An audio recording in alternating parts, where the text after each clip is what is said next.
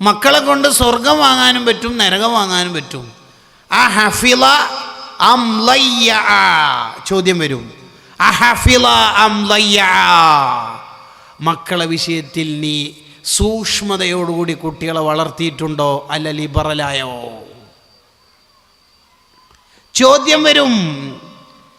കുട്ടികളോട് കരുണ കാണിക്കുക എന്ന് പറഞ്ഞാൽ കുട്ടികളെ തെറ്റുകുറ്റങ്ങൾ ചെയ്യാൻ അനുവദിച്ചു കൊടുക്കലും ചെയ്ത തെറ്റ് കണ്ടില്ലെന്ന് നടിക്കലും കുട്ടികളല്ലേ എന്ന് വിചാരിക്കലും അല്ല. പിന്നെ കുട്ടികളോട് കരുണ കാണിക്കുക എന്ന് പറഞ്ഞാൽ കുട്ടിയെ നരകത്തിൽ നിന്ന് രക്ഷപ്പെടുത്താനുള്ള പണിയെടുക്കുക എന്നാണ് അതിൻ്റെ അർത്ഥം. താൽക്കാലികമായ സുഖത്തിന് വിട്ടിട്ട് കുട്ടികളല്ലേ കുറച്ചൊക്കെ ഉറങ്ങിക്കോട്ടെ, നിസ്കാരം വെയ്യും, നിസ്കരിക്കാല എന്ന് വിചാരിക്കല്ല മോനെ വേണ്ടത്. ഫഅന്നാരിൽ ആഖിറത്തി ഔലാ, ദുനിയാവിൽ എൻ്റെ മോനിക്ക് പൊള്ളലേൽക്കരുത്, തീയേൽക്കരുത് എന്ന് വിചാരിക്കുന്നില്ലേ നീ? ഉണ്ടല്ലോ. എന്നാൽ ഈ ദുനിയാവിലുടെ തീയേക്കാൾ എത്രയോ ഇരട്ടിയുള്ള നരകതീ എൻ്റെ മോനിക്കും മോൾക്കുണ്ടാവരുത് എന്ന നിർബന്ധം നിനക്കുണ്ടാവണം. അപ്പോൾ കുട്ടികളെ നിസ്കാരത്തിന് വിളിക്കണം. ശരിക്കും 7 വയസ്സ് മുതൽ കുട്ടിയെ നിസ്കരിക്കാൻ കൽപ്പിക്കണ്ടേ? വേണം. ഓരോ വക്തിനും കൽപ്പിച്ചാലേ ആ കുട്ടി നിസ്കരിക്കുള്ളെങ്കിൽ ഓരോ വക്തിനും കൽപ്പിക്കണം. ഈ കൽപ്പിക്കണം എന്നുള്ള അമ്ര, ഈ കൽപ്പന ആരോടാ? ഉപ്പാനോടും ഉമ്മാനോടും.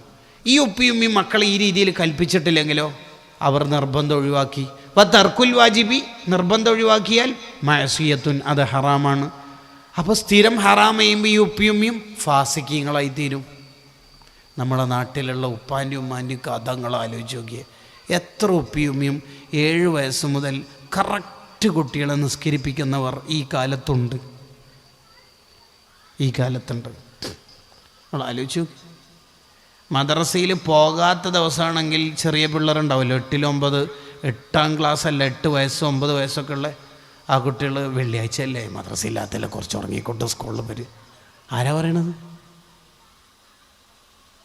നിങ്ങൾ ആലോചിച്ച് നോക്കിയേ. ഇതാണോ കുട്ടികളോടുള്ള സ്നേഹം എന്ന് പറഞ്ഞാൽ? മല്ലം യർഹം സഗീറന, കുട്ടികളോട് കരുണ കാണിക്കാത്തവൻ എന്നിൽപ്പെട്ടവനല്ല എന്ന് പറഞ്ഞാൽ അതിൻ്റെ അർത്ഥം കുട്ടിയെ ഹറാമ് ചെയ്തോട്ടെ അല്ലെങ്കിൽ നിസ്കരിക്കാതെ ഉറങ്ങിക്കോട്ടെ എന്ന് ചിന്തിക്കലാണോ?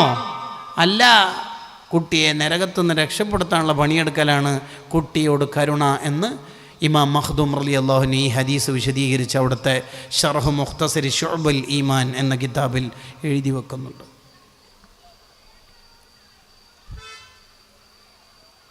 നമ്മളെ മക്കളെ വളർത്തുമ്പോൾ പ്രധാനമായും ശ്രദ്ധിക്കേണ്ട 4-5 കാര്യങ്ങളെ എണ്ണി പറയാം. 1, കുട്ടികളുടെ കൂട്ടുകാർ നല്ല കൂട്ടുകാരായിരിക്കണം. അപ്പോൾ എൻ്റെ മോന് എൻ്റെ മോള് പോകുന്ന ക്യാമ്പസ് ഏതാണ് എന്ന് നമ്മൾ കൺഫേം ചെയ്യണം.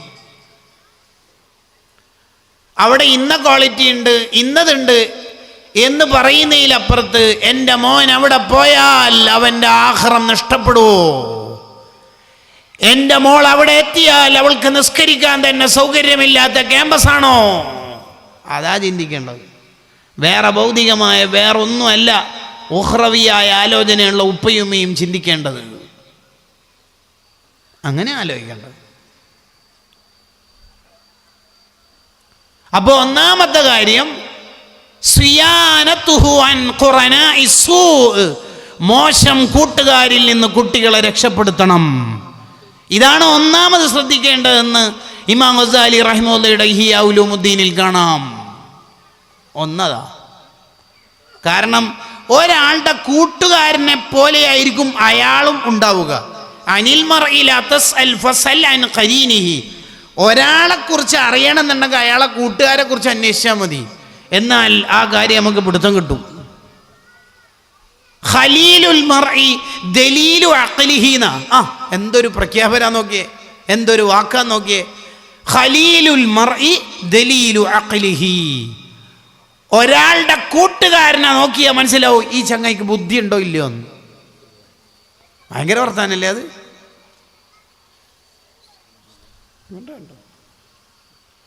ഖലീലുൽ മർഇ ദലീലു അഖ്ലിഹി.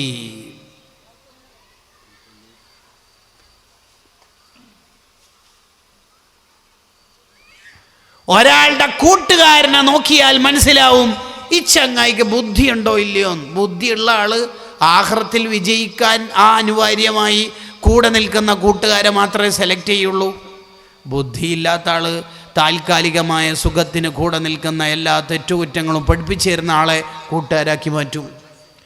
അത്തരത്തിലുള്ള മനുഷ്യന്മാരെ ആഖിറത്തിലെത്തിയാൽ വിരല് കടിച്ചിട്ട് ടെൻഷനായിട്ട് പറയും അത്രേ, യാ ലൈതനി ലം അത്തഖദ് ഫുലാനൻ ഖലീല, ഈ ചങ്ങയെ സുഹൃത്താക്കിയത് കൊണ്ടാണ് എൻ്റെ ജീവിതം തന്നെ നഷ്ടപ്പെട്ടു പോയത്. എന്തിൻ്റെ എല്ലാം പേരിൽ ബെസ്റ്റിയും ലവ്വറും അങ്ങനെ പല കഥകളും പറഞ്ഞിട്ട് ഇവൻ ഈ ലവ്വർ എന്ന് പറഞ്ഞിട്ട് നടന്നിട്ട് എന്തെല്ലാം തെറ്റാ എന്നെ പഠിപ്പിച്ചത്. യാ ലൈതനി ലം അത്തഖദ് ഫുലാനൻ ഖലീല, ഇയാളെ കൂട്ടുകാരനാക്കിയത് കൊണ്ടാണ് എൻ്റെ ജീവിതം നശിച്ചു പോയത്. ഓ പൊന്നുമോളെ, ചിന്തിക്കണം. ഒരു കണ്ണടിയുടെയോ മിസ്സടിയുടെയോ ജീവിതം ഹോമിക്കപ്പെടാനുള്ളതല്ല ക്യാമ്പസ് കാലം എന്ന് പറയണത്. ആരെങ്കിലും എന്തെങ്കിലും പറഞ്ഞ് നിന്നെ രസിപ്പിക്കുമ്പോൾ, നിന്റെ അഴക്, നിന്റെ ഭംഗി, നിന്റെ എല്ലാം എനിക്കിഷ്ടമാണെന്നുള്ള ലവ് അഫെയറിന്റെ വർത്തമാനങ്ങൾ പറയുമ്പോൾ പെട്ടുപോയാൽ വിരല് കടിച്ചിട്ട് ആഖിറത്തിൽ ടെൻഷൻ പറയും, യാ ലൈതനി ലം അത്തഖദ് ഫുലാനൻ ഖലീല, ഇവനെ കൂട്ടുകാരനാക്കിയത് കൊണ്ടാണ് എൻ്റെ ജീവിതം തകർന്ന് തെരിപ്പണമായത്. എനിക്കങ്ങനത്തെ ആപ്പ് തന്നെ അറിയില്ല, എനിക്കങ്ങനത്തെ തെറ്റുകുറ്റങ്ങൾ പരിചയമില്ല, എനിക്കെല്ലാം പഠിപ്പിച്ചെന്നത് ഇവനല്ലേ ഇവളല്ലേ എന്ന് അന്ന് ടെൻഷൻ ആവേണ്ടി വരും. എന്താണ് ഖുർആന്റെ പ്രഖ്യാപനം? കറക്റ്റ് നമുക്ക് മനസ്സിലാവുന്ന ഭാഷയിലല്ലേ ഖുർആൻ നമുക്ക് കറക്റ്റ് ഫ്രെയിം ചെയ്തു തരുന്നത്. അല്ലാഹില്ലാഹു യൗമൈദിൻ, ഖിയാമത്ത് നാളിൽ മിക്ക കൂട്ടുകാരും ശത്രുക്കളായിരിക്കും, പരസ്പരം ശത്രുക്കൾ. നീയല്ലേ എന്നെ ഇതാക്കിയത്? അതിന് ഞാൻ പറഞ്ഞു, നീ എന്തിനാ, നിന്നെ നിർബന്ധിച്ചിട്ടൊന്നുമില്ലല്ലോ. നീ നിർബന്ധിച്ചില്ലെങ്കിൽ നീയല്ലേ ഞങ്ങൾക്ക് ആദ്യം ഇതൊന്ന് ടേസ്റ്റ് നോക്കി നോക്ക് എന്ന് പറഞ്ഞിട്ട് MDM ഉപയോഗിക്കാൻ തന്നത്. അതിനെ നിങ്ങനെ നിർബന്ധിച്ച് നീ എന്തിന്? അവരവിടെ നിന്ന് ഇങ്ങനെ ശണ്ട കൂടും, അടിപിടി കൂടും. അല്ലാഹില്ലാഹു യൗമൈദിൻ, ഖുർആന്റെ പ്രഖ്യാപനമാണ് ഈ പറയണത്. അന്ന് ശത്രുക്കൾ, ഇവിടുത്തെ ശത്രുക്കളായ മനുഷ്യന്മാർ അന്ന് അവിടെ ശത്രുക്കളായും അവർ മാർട്ടൽ എനിമീസായി മാറും. പരസ്പരം അധിക്ഷേപങ്ങൾ ഉണ്ടാകും. മുത്തഖീങ്ങൾ ഒഴികെ, മുത്തഖീങ്ങളോ പരസ്പരം ദീനിന്റെ കൂട്ടുകാരായ ഖൈറിന്റെ മാർഗത്തിലുള്ള കൂട്ടുകാർ അവിടെ പരസ്പരം കഥകൾ പറഞ്ഞ് ജീവിക്കും. ഇന്ന അസ്ഹാബൽ ജന്നത്തിൽ യൗമ ഫീ ശുഗ്ലിൻ ഫാക്കിഹൂൻ ഹും വഅസ്വാജുഹും ഫീ ളിലാലിൻ അലൽ റായികി മുത്തഖിയൂൻ. അവർ ചാരുകസേലയിൽ ഇരുന്നിട്ട് കഥകൾ പറയും. പണ്ട് നമ്മൾ സ്വലാത്ത് മജ്ലിസിനൊക്കെ പോയ ഓർമ്മയില്ലല്ലേ? ഒരുപാട് കൂട്ടുകാരെ ദീനിൻ്റെ കൂട്ടുകാരാക്കാൻ പരിശ്രമിച്ചത് ഓർമ്മയില്ലല്ലേ? ലേ ഇങ്ങനെ കഥകൾ പറയും. നമ്മുടെ കൂട്ടുകാർ നല്ലവരായിരിക്കണം. സുഹൃത്തുക്കളോട് ഓർമ്മപ്പെടുത്താനുള്ളതാ. ഞാൻ ഒരാളെ സുഹൃത്തായിട്ട് സെലക്ട് ചെയ്യുമ്പോൾ ഒന്നിക്കിൽ ഞാൻ പഠിച്ച ഇൽമ അയാൾക്ക് പറഞ്ഞു കൊടുക്കാൻ പറ്റണം. അങ്ങനെ ഇൽമിനെ സ്നേഹിക്കുന്ന ആളാവണം. അല്ലെങ്കിൽ അയാൾ പഠിച്ച ഇൽമ എനിക്ക് പറഞ്ഞിരുന്ന ആളാവുന്ന ഇൽമിൻ്റെ അഹ്ലുകാരനാവണം. ഇതല്ലാത്ത ഒരാളെ നീ കൂട്ടുകാരനാക്കല്ലേ മോനെ എന്ന് ഹുജ്ജത്തുൽ ഇസ്ലാം അബു ഹാമിദുൽ ഗസാലി റളിയല്ലാഹു അൻഹു. അപ്പം നമ്മളെ മക്കൾ നന്നാവുള്ള ഒന്നാമത്തെ കാര്യം കൂട്ടുകാർ നന്നാവുക. സെക്കൻഡ് വൺ, രണ്ടാമത്തത് അവർക്ക് കൊടുക്കുന്ന ഭക്ഷണം പൂർണ്ണമായും ഹലാലായിരിക്കണം. പൂർണ്ണമായി ഹലാലാവണം. കുട്ടികൾ കഴിക്കുന്ന ഭക്ഷണം ഹലാലല്ലെങ്കിൽ കണ്ടെടുത്തു നിന്നൊക്കെ ഫുഡൊക്കെ വാങ്ങാനൊന്നും പാടില്ല. നമുക്കതിലൊരു സൂക്ഷ്മത വേണം. കല്യാണം കഴിക്കുന്ന സമയത്ത് കൊടുക്കുന്ന മെഹറും പിന്നീട് ഭാര്യയ്ക്ക് കൊടുക്കുന്ന ചെലവിൻ്റെ പൈസയും പ്യുവർ ഹലാലാണെങ്കിൽ ആ ദമ്പതികൾക്ക് ജനിക്കുന്ന മക്കൾ സ്വാലിഹീങ്ങളാകുമെന്ന് ഹുസ്നു തനബ്ബുഹ് ലിമ വറദ ഫി തശബ്ബുഹ് എന്ന ഗ്രന്ഥത്തിൽ ഇമാം നജ്മുദ്ദീൻ അൽ ഗസ്സി റളിയല്ലാഹു അൻഹു എഴുതി വെക്കുന്നുണ്ട്. അപ്പോൾ കല്യാണം കഴിക്കാനിരിക്കുന്ന ചെറുപ്പക്കാർ മെഹറിൻ്റെ പൈസ എവിടെ നിന്നാണ് കലക്ഷൻ നടത്തുന്നത്, എവിടെ നിന്നാണ് ഞാനിത് വാങ്ങുന്നത് എന്നുള്ളത് മനസ്സിൻ്റെ ഉള്ളിൽ ഇങ്ങനെ വിചാരിക്കണം.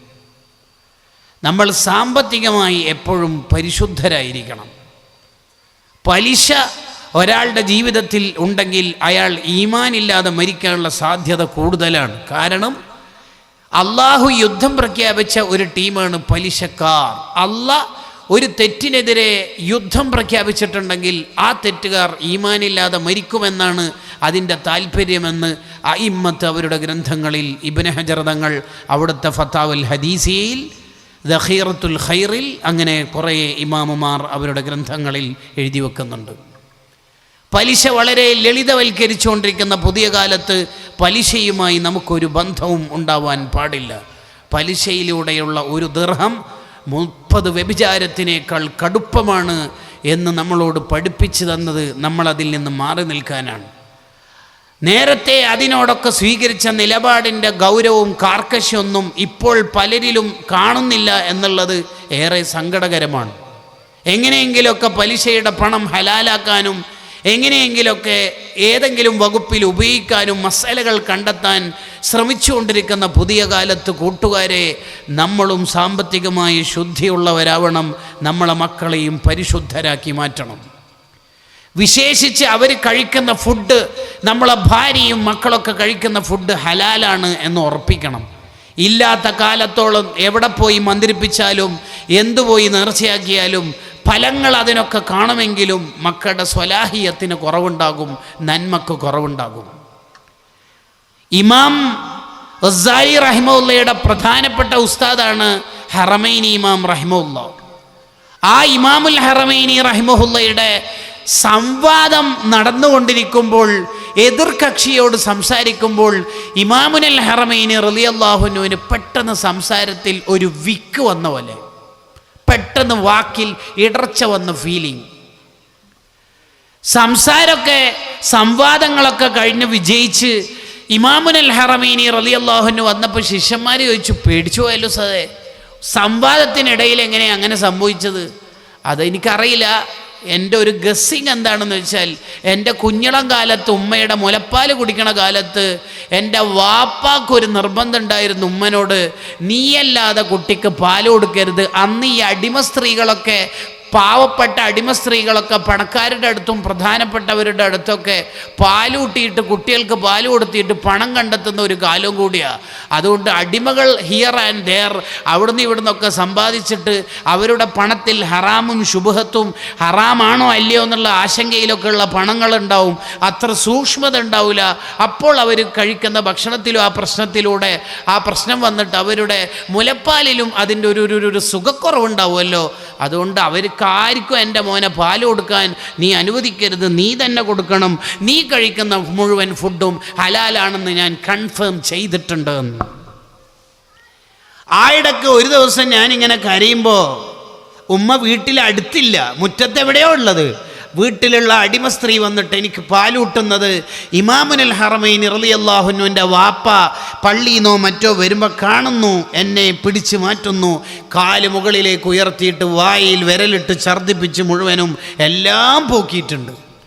എന്നാലും പാല് ഒരു ദ്രാവകല്ലേ, വെള്ളമല്ലേ, ഒരു ചെറിയ നനവ് അണ്ണാക്കിലോ മറ്റോ അള്ളിപ്പിടിച്ചിട്ടുണ്ടാവില്ലേ, അതിൻ്റെ ഒരു സീക്വൻസ്, അതിൻ്റെ ഫലമാണ് ഇപ്പോൾ സംസാരിക്കുമ്പോൾ ഒരു കബത്ത്, ഒരു ചെറിയ ചെറിയ ചെറിയ ഒരു സംഗതി വന്നുപോയത്.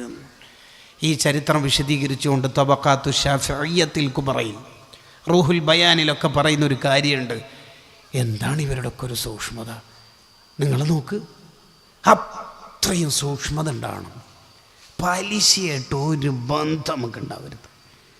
27-ാം രാവിന് ഇബ്നു ഹജർ റഹിമഹുല്ലാ ഉപ്പാൻ്റെ ഖബറിൻ്റെ അടുത്ത് നിന്ന് സിയാറത്ത് ചെയ്തിട്ട് യാസീൻ ഓതുമ്പോൾ കുറച്ചപ്പുറത്തെ ഖബറിൽ നിന്ന് പേടിപ്പെടുത്തുന്ന ശബ്ദം കേട്ട് അതാരാണ് റബ്ബേ എന്നിങ്ങനെ അന്വേഷിച്ച് വീട്ടിൽ അല്ലെങ്കിൽ നാട്ടിൽ തല നരച്ചവരോടൊക്കെ അന്വേഷിച്ചപ്പോൾ ഒരു ചെറുപ്പക്കാരനായിരുന്നു, പലിശയായിരുന്നു അയാളുടെ പ്രശ്നം എന്നാണ് നാട്ടുകാർ പറഞ്ഞത്. 26 രാവിന് പോലും ശിക്ഷ തന്നെ. പലിശയായിട്ട് ഒരു ബന്ധം നമുക്ക് ഉണ്ടാവരുത്. പലിശ പല മോഡലിലും പല രൂപത്തിലും നടന്നുകൊണ്ടിരിക്കുന്ന കാല. ജ്വല്ലറിയിലും ഫർണിച്ചർ ഷോപ്പുകളിലും പല ഓഫറുകൾ തന്ന് ഇങ്ങനെ പണമെടുത്താൽ, ഇങ്ങനെ ക്യാഷ് അടച്ചാൽ, അങ്ങനെ ചെയ്താൽ, ഇത്ര അടച്ചാൽ, ഇതിൻ്റെ മസലകൾ മുഴുവനും ഒരു സാമ്പത്തിക ഇടപാട് നടത്തുമ്പോൾ ഫിഖ് അറിയുന്ന ആലിമീങ്ങളോട് ചോദിച്ചിട്ടല്ലാതെ നമ്മൾ കൈകാര്യം ചെയ്യരുത്. അപ്പോൾ രണ്ടാമത്തത്, മക്കൾ സ്വാലിഹീങ്ങളാവാൻ അവർ കഴിക്കുന്ന ഫുഡ് പ്യുവർ ഹലാലാണെന്ന് ഉറപ്പിക്കണം. 3, അവർക്ക് റഫ് തനഉം പഠിപ്പിക്കരുത്. ഗസാലി ഇമാം റഹിമത്തുള്ളാഹിയിൽ പറയാൻ, റഫ് തനഉം പഠിപ്പിക്കരുത് എന്ന് പറഞ്ഞാൽ അവരെ സുഖിയന്മാരാക്കി വളർത്താൻ പാടില്ല. മുന്തിയ ഇനം ഡ്രസ്സ്, മുന്തിയ ഇനം ഫുഡ്, മുന്തിയത് മാത്രം കൊടുത്ത് കുട്ടികളെ പഠിപ്പിച്ചാൽ ആ കുട്ടികൾ നന്നാവില്ല. ആ കുട്ടികൾ എപ്പോഴും ഒരു പൊങ്ങച്ചത്തിൻ്റെ ആൾക്കാരായിരിക്കും. കിതാബിൽ എത്രത്തോളം ഉണ്ടെന്നറിയോ? തൻ്റെ ഉപ്പ ഉടമപ്പെടുത്തിയ സ്വത്തിനെക്കുറിച്ചോ ആസ്തിയെക്കുറിച്ചോ കൂട്ടുകാരോട് പറയരുത് എന്നുള്ളത് തന്നെ ഉപ്പിയും പറഞ്ഞു കൊടുക്കണമെന്നാ. നീ എന്താണ് പറഞ്ഞത് കുട്ടികളോടൊക്കെ? അത് യതീമായ ഒരു മോനല്ലേ, മോനോടാ നീ അങ്ങനെ പറയല്ലേ? ഉപ്പ എനിക്ക് ഇങ്ങനെല്ലാം കൊണ്ടുവന്നിന് ഗൾഫിൽ നിന്ന്. ഇതൊക്കെ ചെറുപ്പത്തിൽ പഠിപ്പിച്ചു കൊടുക്കേണ്ടതാണ്, എന്നാലേ കുട്ടികൾ നന്നാവുള്ളൂ. കിതാബിൽ പറഞ്ഞ പോലെ പിള്ളേരെ തർബിയത്ത് നടത്തിയാലുണ്ടല്ലോ ഇഫക്റ്റീവ് പാരൻറ്റിങ് ആവും എന്നുള്ള കാര്യം ഷുവറാണ്. നമ്മളെ മക്കൾ വഴിപിഴക്കൂല എന്നുള്ള കാര്യം ഷുവറാണ്. മുന്തിയ ഇനം ഫുഡും മുന്തിയ ഇനം ഡ്രസ്സും കുട്ടികൾക്ക് കൊടുത്തും ധരിപ്പിച്ചും പഠിപ്പിച്ചാൽ ആ കുട്ടികൾക്ക് താഴ്മയോടെ ജീവിക്കാനോ പാവപ്പെട്ടവരെ പരിഗണിക്കാനോ ഹൃദയം ശുദ്ധിയാക്കാനോ അവസരങ്ങൾ ഉണ്ടാവില്ല. അവനെപ്പോഴും പൊങ്ങച്ചത്തിൻ്റെ ജീവിതമായിരിക്കും, വലിയ ജീവിതമായിരിക്കും. അത്തരത്തിലുള്ള ഒരു ചെറുപ്പക്കാരനെങ്ങാനും വല്ല ഡിഗ്രിയും PGയും B.Edഉം കഴിഞ്ഞാൽ ഏതെങ്കിലും കോളേജിലേക്ക് പോയി ആ കോളേജിൻ്റെ ഗേറ്റ് കീപ്പറായ വയസ്സായ ഒരു മനുഷ്യൻ കാലിന് മുടന്ത് രോഗത്തോടുകൂടി കഷ്ടപ്പെട്ടിട്ട് ഗേറ്റ് തുറക്കാൻ വരുന്ന ആ നടത്തത്തിൻ്റെ സ്ലോ മോഷൻ കൊണ്ട് ഒരു 2 മിനിറ്റ് ഡിലേ ആയാൽ ഈ 28 വയസ്സുള്ള ചെറുപ്പക്കാരൻ അവൻ്റെ ഗ്ലാസ് ഇങ്ങനെ അഴിച്ചിട്ട് ചൂടാവും. എന്താ മനുഷ്യ, സമയം നോക്കിയേ, എൻ്റെ ക്ലാസ് ടൈം അല്ലേ ഇത്? ഇയാളുടെ 3 ഇരട്ടി പ്രായം ഉണ്ടാവും ആ ഉപ്പാപ്പാക്ക്. എന്നാലും ഇയാൾ ചൂടാവുന്നത് ഈ കുട്ടിക്ക് ഡിഗ്രി ഉണ്ട്, PG ഉണ്ട്, B.Ed കഴിഞ്ഞിട്ടുണ്ട്, PSC പാസ്സായിട്ടുണ്ട്, പക്ഷേ ധാർമ്മികത കിട്ടിയിട്ടില്ല. അക്ഷരങ്ങളേ ഉള്ളൂ, ആശയങ്ങളില്ല. അത് വീട്ടിൽ നിന്ന് പഠിപ്പിക്കപ്പെട്ടിട്ടില്ല. കുട്ടികളെ എപ്പോഴും താഴ്മയുള്ള കുട്ടികളാക്കി വളർത്തണം, താഴ്മയുള്ള കുട്ടികളാക്കി വളർത്തണം എപ്പോഴും. അങ്ങനെ ഞാൻ എൻ്റെ മോനിക്ക് നമ്മൾ കുറേ കഷ്ടപ്പെട്ടിട്ടുണ്ടെങ്കിലും എൻ്റെ പിള്ളേർ കുറച്ച് കഷ്ടപ്പെടരുത് എന്നൊന്നും കഷ്ടപ്പെടണ്ടെന്നാണ് എൻ്റെ വിചാരം ഉണ്ടായിരുന്നത്. അവനക്കൊരു വിഷമവും പഠിപ്പിച്ചിട്ടില്ല എന്നല്ല ശരി, അത് ശരിക്കേടാണ്. കുട്ടികൾക്ക് കുറച്ചൊക്കെ വിഷമങ്ങൾ പഠിക്കണം അവർ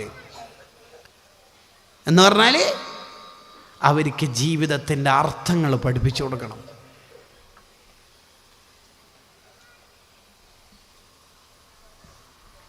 നാലാമത്തെ കാര്യം, സ്വാലിഹീങ്ങളുടെ ചരിത്രം കുട്ടികൾക്ക് ചെറുപ്പത്തിൽ പഠിപ്പിച്ചു കൊടുക്കണം. എന്തിന്? ലിയൻ അരിസഫീഹി ഹുബ്ബ സ്വാലിഹീൻ, അവൻ്റെ കൽബിൽ സ്വാലിഹീങ്ങളോടുള്ള മഹബത്ത് കിട്ടാൻ വേണ്ടിയിട്ട്. മോന് ഇന്ന് മുഹീദ്ദീൻ ശൈഖിൻ്റെ ആണ്ടാന്ന്.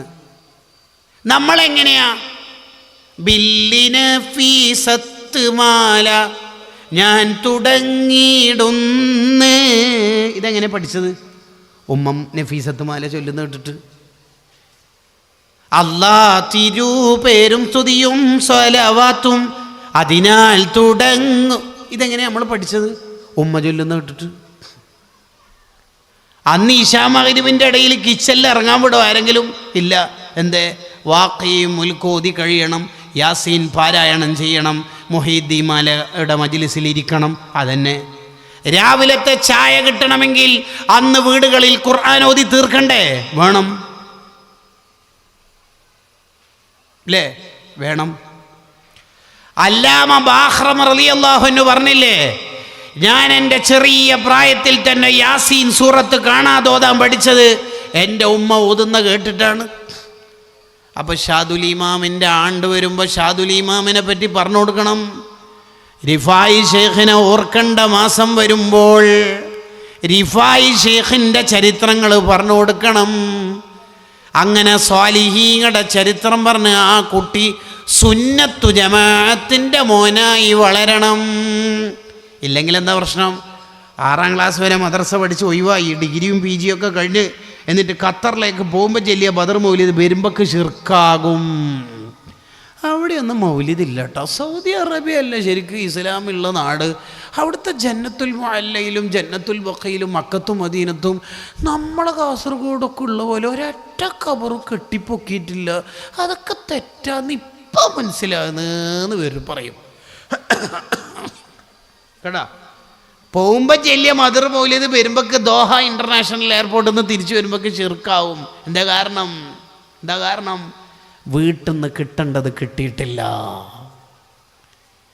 ഈ ജന്നത്തുൽ മുഅല്ലയിലും ജന്നത്തുൽ ബഖയിലുള്ള സ്വാലിഹീങ്ങളുടെ ഖബറിൻ്റെ മേലെ കൊബ്ബ് ഉണ്ടായിരുന്നു, ഖബർ കെട്ടിപ്പൊക്കിയിരുന്നു എന്ന് ഇമാം നവവി റഹിമഹുല്ലയുടെ തഹ്ദീബുൽ അസ്മാ വൽ ലുഗാത്തിലും അത്യാദിയുള്ള സർവ്വചരിത്ര ഗ്രന്ഥങ്ങളിലും ഉണ്ട്. ഇല്ലേ? ഉണ്ട്. ആ ചരിത്ര ഗ്രന്ഥങ്ങളിലുള്ളത് പിന്നെ കളവാവോ? അല്ല, അത് കളവായിട്ടല്ല. ആ ഇമാമിങ്ങളൊക്കെ ഉള്ള കാലത്ത് അതൊക്കെ കൊബ്ബുണ്ടായിരുന്നു, ഖബർ കെട്ടിപ്പൊക്കിയിരുന്നു. ഇബ്നു അബ്ദുൽ വഹാബ് വന്നിട്ട്, വഹാബി നേതാവ് വന്നിട്ട് സൗദി ഭരണം ഏറ്റെടുത്തപ്പോൾ കെട്ടിപ്പൊക്കിയ മുഴുവൻ ഖബറും അടിച്ച് പൊളിച്ച് തകർത്താടിയതാണ് എന്ന് ചരിത്ര ഗ്രന്ഥങ്ങളിൽ വായിക്കാം.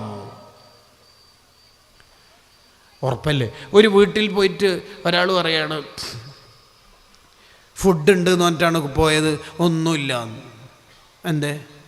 ഓനെന്നെ കുറച്ച് നേരത്തെ ഓൻ്റെ ഏട്ടൻ പോയിട്ട് ഫുഡ് കാലിയാക്കിയിട്ട് പ്ലേറ്റ് കാലി വെച്ചാൽ എന്താ പറയൽ? അവിടെ ഫുഡ് ഉണ്ടെന്ന് പറയില്ലാന്നാ? ഇല്ലാന്ന്. അതേപോലെ ഖബർ കെട്ടിപ്പൊക്കിയിരുന്നു. ഇവൻ്റെ ഏട്ടൻ നേരത്തെ പോയിട്ട് പൊളിച്ചതാണ്. എൻ്റെ അയ്യന്മാർ പോയിട്ട് പറയും ആടില്ലാന്ന്. എങ്ങനെ ഉണ്ടാവും? ഇപ്പോൾ സ്വാലിഹീങ്ങളെ ചരിത്രം. ലാസ്റ്റ് അഞ്ചാമത്തത്, കുട്ടികളെ നന്നാവുള്ള അഞ്ചാമത്തെ കാര്യം, നമ്മൾ മാതൃകാ ജീവിതം നയിക്കുക. ഉപ്പയുമ്മയും ഉപ്പ രഹസ്യമായി മൊബൈലിൽ ഹറാമ് ചെയ്യുന്നുണ്ട്. പിന്നെ എങ്ങനെ കുട്ടി നന്നാവല്? ഭർത്താവ് വരുമ്പോൾ ഉമ്മ അത് ഡിലീറ്റ് ചെയ്യുന്നു. പിന്നെ എങ്ങനെയാ കുട്ടി നന്നാവുക? എങ്ങനെയാ നന്നാവുക? നമ്മൾക്ക് കുറേ ഇബാദത്ത് ഉണ്ടാവണം. നമ്മൾക്ക് കുറേ ഇബാദത്തുകൾ ഉണ്ടാവണം. അബൂ യസീദുൽ ബിസ്താമി റളിയല്ലാഹു അൻഹു തഹജ്ജുദ് നിസ്കാരം ആരംഭിച്ചത് എങ്ങനെയാണെന്നറിയോ? ഉപ്പ തഹജ്ജുദ് നിസ്കാരം നിസ്കരിക്കുന്ന കണ്ടിട്ടാ. ഉപ്പാനോട് ചോദിച്ചു, ഉപ്പ എന്താ നിസ്കരിക്കണത്? തഹജ്ജുദ്. ഉപ്പ എന്താ എന്നെ വിളിക്കാത്തത്? കണ്ടോ? അങ്ങനെയാ ചെറിയ പ്രായത്തിൽ 10 വയസ്സ് പോലും എത്താത്ത കുട്ടി തഹജ്ജുദ് നിസ്കാരം ആരംഭിക്കണത് ഉപ്പാൻ്റെ തഹജ്ജുദ് കണ്ടിട്ടാ. സഹ്ലു ബിൻ അബ്ദില്ലാഹി തുസ്സരി റളിയല്ലാഹു അൻഹു തഹജ്ജുദ് നിസ്കാരം ആരംഭിച്ചത് അമ്മാവൻ്റെ തഹജ്ജുദ് കണ്ടിട്ടാണ്. അപ്പോൾ ഒരു 10ാം ക്ലാസ്സിൽ പഠിക്കുന്ന ഒരു പെൺകുട്ടിയോട് 9ാം ക്ലാസ്സിൽ പഠിക്കുന്ന മോളോട് ഉസ്താദ് പറയാണ്, ഹിജാബൊക്കെ ഇടേണ്ട പ്രായമായി മോളെ, അന്യപുരുഷന്മാരും നമ്മളെ കാണാൻ പാടില്ല. അപ്പോൾ ആ കുട്ടിക്ക് തോന്നാണ്, ശരിയല്ലേ, ഫാത്തിമ ബീവിയുടെ ഒക്കെ സൂക്ഷ്മമായ ജീവിതത്തിൻ്റെ കഥകളല്ലേ ഇന്നലെ ഉസ്താദ് പറഞ്ഞത്, ഇനി എൻ്റെ ജീവിതത്തിൽ ശ്രദ്ധിക്കണമല്ലേ എന്ന് വിചാരിക്കുമ്പോഴാണ് ഉമ്മ ഹിജാബ് ഇടാണ്ട് മത്സ്യ വിൽപ്പനക്കാരനോട് വർത്താനം പറയുന്നതും ഗ്യാസ് സിലിണ്ടർ കൊണ്ടുവരുന്ന പണിക്കാരനോട് വർത്താനം പറയുന്നതും കാണുന്നത്. പിന്നെ ഇങ്ങനെ ഈ കുട്ടി മദ്രസയിൽ പോയിട്ട് ലെവലാവുക? ആമ്പിള്ളരോട് ഉസ്താദ് മദ്രസീന്ന് പറയണ, എന്താടാ നിന്റെ മുടിയുടെ കോലിങ്ങനെ, ഇതെന്താടാ ഇളനീനാറ്റ് ചെത്തിയ മാതിരി?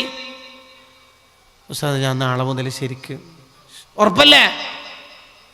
വീട്ടിലെത്തിയിട്ട് ഏട്ടന്മാരായ 3 ആളെ നോക്കുമ്പം ഇവൻ വിചാരിക്കും പിന്നെയും മെച്ചൻ ഞാനാണ്, ഇവർ ഇളനീൻ എന്നെ ചക്ക എന്നെ ചെത്തിയ മാതിരിയാണ്. പിന്നെ എന്തിനാ ഈ പിള്ളേരെ മദ്രസയിലേക്ക് അയക്കുന്നത് മനുഷ്യന്മാരെ?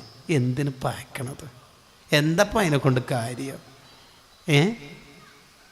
മൊബൈലൊന്നും അധികം ഉപയോഗിക്കരുത് കേട്ടോ എന്ന് കേട്ട ഒരു കുട്ടി, സ്കൂളിൽ നിന്ന് കേട്ട ഒരു കുട്ടി, സ്ക്രീൻ അഡിക്ഷൻ്റെ ഭവിഷ്യത്ത് കേട്ട ഒരു കുട്ടി വീട്ടിലെത്തുമ്പോഴേക്ക് ഉമ്മാനോട് മിണ്ടാൻ തന്നെ കഴിയുന്നില്ല. ഉമ്മ ഫുള്ള് മൊബൈലിലാണ്.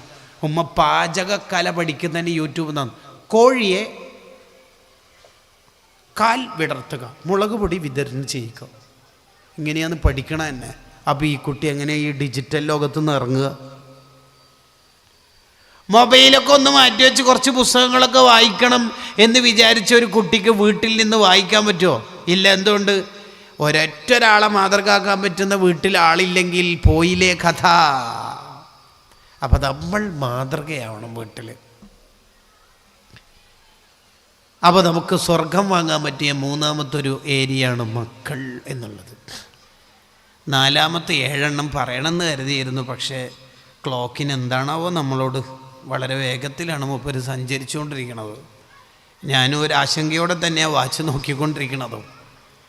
നാലാമത്തെ കൂടി പറഞ്ഞ് ഞാൻ വെയിൻ്റപ്പ് ചെയ്യാം. നാലാമത്തത്, നമുക്ക് സ്വർഗം വാങ്ങാനും നരകം വാങ്ങാനൊക്കെ പറ്റുന്നതാണ് സമ്പത്ത് എന്ന് പറയുന്നത്. സമ്പത്ത് കൊണ്ട് സ്വർഗം വാങ്ങാനും പറ്റും, നരകം വാങ്ങാനും പറ്റും. എങ്ങനെയാണ് സ്വർഗം വാങ്ങുക? ഹലാലായ സമ്പാദ്യമായിരിക്കണം നമ്മുടേത്. സമ്പാദിക്കുന്നതൊക്കെ ഹലാലായിരിക്കണം. ചെലവഴിക്കുന്നത് ഇബാദത്തിൻ്റെ മേഖലയിലും ആയിരിക്കണം. അനാവശ്യത്തിന് ഫണ്ട് ചെലവാക്കരുത്. എൻഗേജ്മെൻറ്റിൻ്റെ പേരിൽ ധൂർത്ത് നമ്മളെ നാട്ടിൽ വ്യാപകമായി കൊണ്ടിരിക്കുകയാണ്. വെസ്റ്റ് ബാങ്കിലും ഗസയിലും റഫയിലുള്ള മുസ്ലിമീങ്ങൾ ഇസ്രായേലിൻ്റെ ബോംബിൽ ചുട്ടരിക്കപ്പെട്ട് കൊല്ലപ്പെടുമ്പോൾ ഉത്തരേന്ത്യയിലെ ഗ്രാമങ്ങളിൽ സിയാറത്തിനോ മറ്റോ പോയാൽ കോടിക്കണക്കിന് മുഅ്മിനീങ്ങൾ ഒരു നേരത്തെ അന്നമില്ലാതെ, കിടപ്പറയില്ലാതെ, വെള്ളമില്ലാതെ കഷ്ടപ്പെടുമ്പോൾ എൻഗേജ്മെൻറ്റിൻ്റെ പേരിൽ നമ്മളെ നാട്ടിൽ ചോക്ലേറ്റിൻ്റെ പർവ്വതം.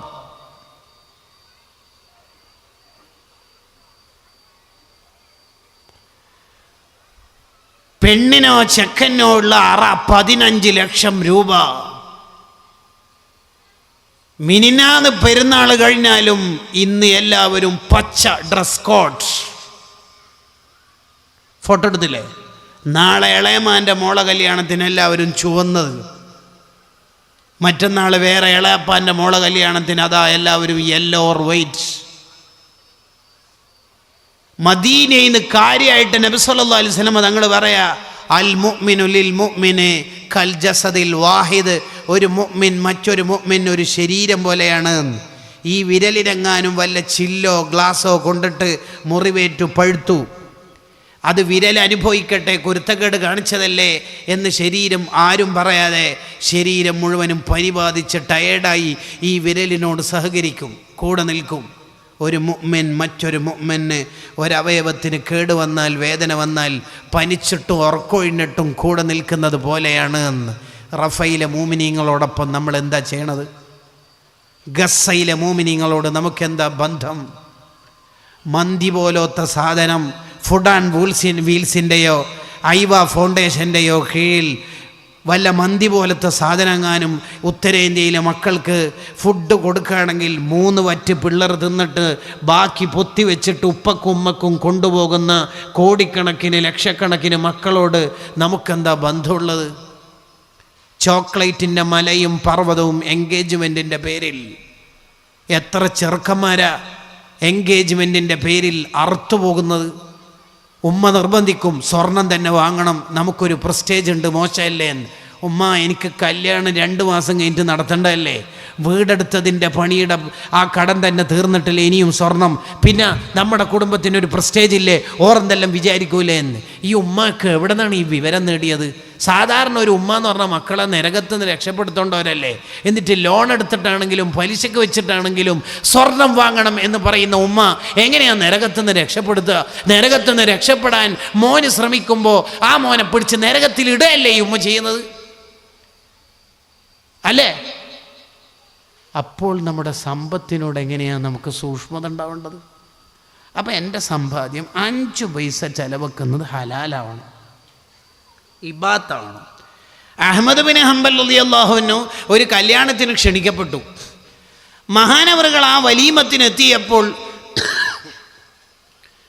ആ വലീമത്തിൻ്റെ സദ്യയിൽ, കല്യാണ സദ്യയിൽ വെള്ളിയെ കൊണ്ട് ഉണ്ടാക്കിയ സുർമയുടെ കുപ്പി കണ്ടു. വെള്ളിനെ കൊണ്ട് സുർമയുടെ കുപ്പി ഉണ്ടാക്കിയതായിട്ട് കണ്ടു. മഹാനവറുകൾ അവിടുന്ന് ഇറങ്ങിപ്പോന്നു. ആരോ ചോദിച്ചു, എന്തേ? സുർമക്കുപ്പി വെള്ളിനെ കൊണ്ടുണ്ടാക്കൽ അത് കുറച്ച് ഓവറാണ്, അത് ഉള്ള സദസ്സിൽ ഞാനില്ല എന്ന് പറഞ്ഞിട്ട് പോന്നു. ഇപ്പം അഹ്മദ് ബിൻ ഹംബൽ തങ്ങൾ ജീവിച്ചിരിപ്പുണ്ടെങ്കിൽ നമ്മൾ ഏതെങ്കിലും കല്യാണത്തിന് പങ്കെടുക്കുമോ? കുറച്ചൊക്കെ ഒന്ന് നിർത്തണം മനുഷ്യന്മാരെ, കുറച്ചൊക്കെ ഒന്ന് ഒഴിവാക്കണം. സമ്പാദ്യം കുറച്ച് ഗൾഫ് പണം നമ്മളെ നാട്ടിലേക്ക് ഒഴുകിയപ്പോൾ കാണിക്കുന്ന അഹങ്കാരത്തിനൊക്കെ ഒരു പര്യവസാനമുണ്ട്. ആഖിറത്തിൽ ഓരോന്നിനും അള്ളാഹുവിനോട് അക്കമിട്ട് മറുപടി പറയേണ്ടി വരും. ഉമ്മമാർ പെങ്ങന്മാർ ഈ വിഷയത്തിൽ ഒന്ന് സൂക്ഷ്മത ഉണ്ടെങ്കിൽ തന്നെ ചെക്കന്മാർ കുറച്ചൊക്കെ രക്ഷപ്പെടുമെന്നാണ് കൺസെപ്റ്റ്. ഒന്നും വേണ്ട, എൻഗേജ്മെൻ്റ് ഒന്ന് ചായ കുടിച്ചിട്ട് വരാം എന്ന് പറയുകയാണെങ്കിൽ പെങ്ങളെ വക വണ്ടി കിക്കർ ചവിട്ടും. ഒന്നുമില്ലാണ്ട് പോകുമ്പോൾ മോശമല്ലേ, ഒരു മോതിരം. അപ്പോൾ മൂത്താട്ടത്തിന് മോതിരം നമ്മുടെ കുടുംബത്തിനൊരു എന്നാൽ ഈ പെങ്ങളൊരു മോതിരം തരോ? അതുണ്ടാവില്ല. നമ്മളെ പണം കറക്റ്റായിരിക്കും. അതേപോലെ തന്നെയാണ് നേരത്തെ സൂചിപ്പിച്ച പോലെ പലിശയുമായിട്ട് ഒരു ബന്ധവും നമുക്ക് ഉണ്ടാകാൻ പാടില്ല. നിങ്ങൾക്കറിയോ, അഹമ്മദ് ബിൻ അബൂ ഹനീഫ റളിയല്ലാഹു അൻഹു ഒരാൾക്കൊരു സംഖ്യ കടം കൊടുത്തു. കടം കൊടുത്തപ്പോൾ അയാൾ കടം തിരിച്ചു തരേണ്ട ഡേറ്റ് ആയിട്ടും തന്നിട്ടില്ല. അബൂ ഹനീഫ റളിയല്ലാഹു അൻഹു അയാളുടെ വീട്ടിൻ്റെ അടുത്തേക്ക് പോയി. അപ്പോൾ കടം വാങ്ങിയ മനുഷ്യന് മനസ്സിലായി അബൂ ഹനീഫ റളിയല്ലാഹു അൻഹു വന്നിട്ടുണ്ട്. അയാൾ പറഞ്ഞു, ഞാൻ തരാലോ, നിങ്ങളെന്താ ഈ വെയിലത്ത് നിൽക്കണത്, കയറിയിരിക്കൂ, അല്ലെങ്കിൽ ഏറ്റവും ചുരുങ്ങിയത് ഈ സൺഷെയ്ഡിൻ്റെ തണൽ കൊള്ളാലോ, കയറി വരി. വേണ്ട. അതെ, ഞാൻ നിങ്ങൾക്ക് 10,000 അല്ലേ തന്നത്, അത് നിങ്ങൾ തിരിച്ചു തരുമല്ലോ എനിക്ക്. അതെ, മതിയല്ലോ. അതും നിങ്ങൾ കയറിയിരിക്കാത്തതും എന്താ ബന്ധം? നിങ്ങളെനിക്ക് ഞാൻ തന്ന 10,000 തിരിച്ചു തരുന്നതോടൊപ്പം നിങ്ങളെ വീടിൻ്റെ തണൽ കൂടി ഞാൻ അനുഭവിക്കുമ്പം ഞാൻ തന്ന സംഖ്യൻ്റെ കൂടെ ഒരു ലാഭം നേടിയെടുക്കലാകുമ്പോൾ പലിശയാവോ എന്ന് പേടിച്ചിട്ടാണ് കേട്ടോ. കുല്ലു ഖർലിൻ ജറ മൻഫഅതൻ ഫഹുവ റിബ. കടം കൊടുത്തിട്ട് ലാഭം വാങ്ങുന്ന എല്ലാ ഏർപ്പാടും ഇസ്ലാമിൽ പലിശയാണ്. അത് ചിലപ്പോൾ പണിക്കൂലിയില്ല സ്വർണത്തിന്, അല്ലെങ്കിൽ അങ്ങനെയില്ല. അങ്ങനത്തെ എന്ത് മസല നമ്മൾ കൈകാര്യം ചെയ്യുമ്പോഴും ഇപ്പോൾ പണമടച്ച് പിന്നീട് വാങ്ങുന്ന ഏതൊരു കാര്യത്തിലും നമ്മൾ ഒരറിവുള്ള ഒരാളോട് ചോദിച്ചിട്ടല്ലാതെ ഒരു വിഷയത്തിലും ഇടപെടരുത്. ഫസ്അലു അഹ്ല ദിക്രി ഇൻ കുൻതും ലാ തഅലമൂൻ. അറിവുള്ളവരോട് ചോദിച്ചുകൊണ്ടിരിക്കണം. ചില മഹാന്മാരുടെ സൂക്ഷ്മത കേട്ട് നിങ്ങൾ, അവർ 1000 രൂപ കടം കൊടുത്താൽ, രൂപ എന്നൊക്കെ നമ്മുടെ നാട്ടിലെ ഉദാഹരണം പറയാം കേട്ടോ, 1000 രൂപ കടം കൊടുത്താൽ തിരിച്ചു വാങ്ങുമ്പോൾ 990 900 വാങ്ങുള്ളൂ. എന്തേ? അന്ന് ചില്ലറ 1000 ഇങ്ങനെ എണ്ണിത്തരുമ്പോൾ എൻ്റെ വന്ന് തെറ്റിപ്പോയിട്ട് 1000 ആയതാണെങ്കിലോ, ചിലപ്പോൾ അത് 900 ആണെങ്കിലോ അവിടെ 900 മതി. അത്രയും അവർ പലിശയെ ഭയപ്പെട്ടു, പേടിച്ചു. ഞാൻ എൻ്റെ സംസാരം അവസാനിപ്പിക്കുകയാണ്. ഇങ്ങനെ നമുക്ക് അല്ലാഹു തന്ന അനുഗ്രഹങ്ങളൊക്കെ ഉപയോഗിച്ച് സമ്പത്ത് കൊണ്ട് സ്വർഗത്തിൽ പോയ ഉസ്മാൻ റളിയല്ലാഹു അൻഹു, അബ്ദുറഹ്മാൻ ബിൻ ഔഫ് റളിയല്ലാഹു അൻഹു, സിദ്ദീഖുൽ അക്ബർ റളിയല്ലാഹു അൻഹു, ആരോഗ്യം കൊണ്ട് സ്വർഗം വാങ്ങിയ സ്വഹാബത്ത്, സമയം കൊണ്ട് സ്വർഗം വാങ്ങിയ ഇമാമുമാർ, മാതാപിതാക്കളെ കൊണ്ട് സ്വർഗം വാങ്ങിയ ഉസ്മാൻ റളിയല്ലാഹു അൻഹു, അബൂ ഹുറൈറ തങ്ങൾ, മഹാനായ ഹാരിസത്ത് ബിൻ നുഅ്മാൻ റളിയല്ലാഹു അൻഹു, എത്ര മഹാന്മാരുണ്ട്.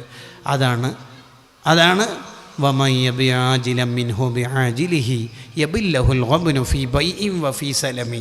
ഈ ദുനിയാവ് കൊണ്ട് നമുക്ക് ആഖിറം വാങ്ങണം. ആഖിറം വിറ്റിട്ട് ദുനിയാവ് വാങ്ങുന്നതാണ് ഖിയാമത്ത് നാളായിക്കൊണ്ടിരിപ്പൊക്കെ കാണുക. അതിൽ നമ്മൾ പെട്ടുപോകരുത്.